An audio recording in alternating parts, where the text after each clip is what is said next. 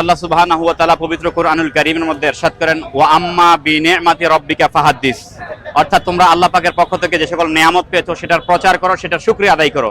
আজকের এই ঈদে মিলাদুন নবী জশ্নে জুলুস অর্থাৎ বর্ণাঢ্য শোভাযাত্রার এক নম্বর উদ্দেশ্য হচ্ছে মানুষকে জানান দেওয়া যে আল্লাহ রাসূল সাল্লাল্লাহু তাআলা আলাইহি ওয়াসাল্লাম এই পৃথিবীতে অন্ধকারকে আলোকিত করার জন্য, অশান্তিকে দূর করে শান্তি প্রতিষ্ঠার জন্য তিনি এসেছেন। এই বার্তাগুলো ছড়িয়ে দেওয়ার জন্য আজকের এই জশ্নে জুলুস ঈদে মিলাদুন নবী এই বাংলাদেশের বিভিন্ন অঞ্চল থেকে এখানে এই ঈদে মিলাদুন নবী সাল্লাল্লাহু আলাইহি ওয়াসাল্লামের প্রোগ্রামে মানুষ এসেছেন।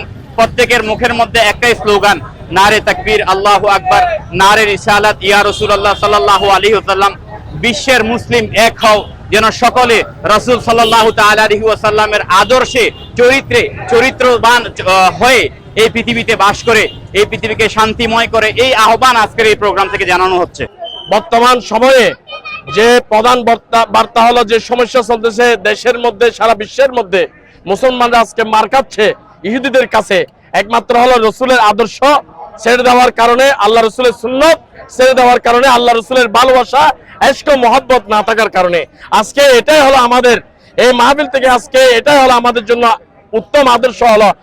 আমি সমস্ত মিডিয়া ব্যক্তিদের আমি স্বাগতম জানাই। আজকে এমন খুশির দিনে আমাদের জন্য আজকে বড় খুশির দিন।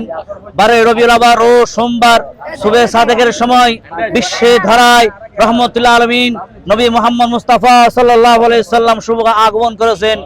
এইটা বাস্তবায়ন করার জন্য আজকে শুধু বাংলাদেশ নয়, সারা বিশ্বের মধ্যে আফগানিস্তান, ইরাক সমস্ত মুসলিম কান্ট্রির মধ্যে জশ্নে ঈদে মিলাদুন নবী সাল্লাল্লাহু আলাইহি সাল্লাম উদযাপন হচ্ছে।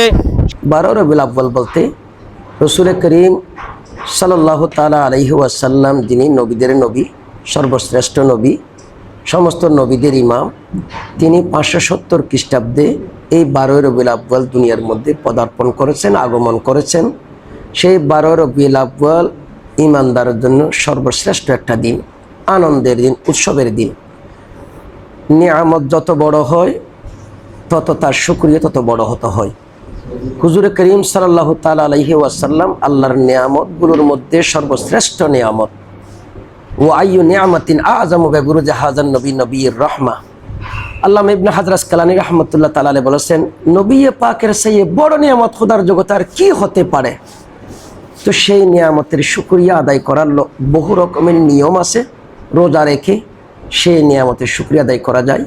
আবার সেই নিয়ামতের শুকরিয়া আদায় করার বর্ণাঢ্য মিছিল, যে আল্লাহর হাবিব সাল্লাল্লাহু তাআলা ইসলামকে পেয়ে কোরআন তেলাওয়াতের মাধ্যমে, নাতে রসুল পড়ে, দান সাদকা করে, গরিব অসহায়ের পাশে দাঁড়িয়ে, তাবরুকাত বিতরণ করে, ওয়াজ নসিহতের মাধ্যমে এই দিবসটা পালন করি আমরা। 9 রবিউল আউয়াল ঢাকায়, 12 রবিউল আউয়াল চট্টগ্রামের বিশ্বের সর্বশ্রেষ্ঠ জুলুস। এই জুলুসের অর্থটা হচ্ছে বর্ণাঢ্য আনন্দ মিছিল।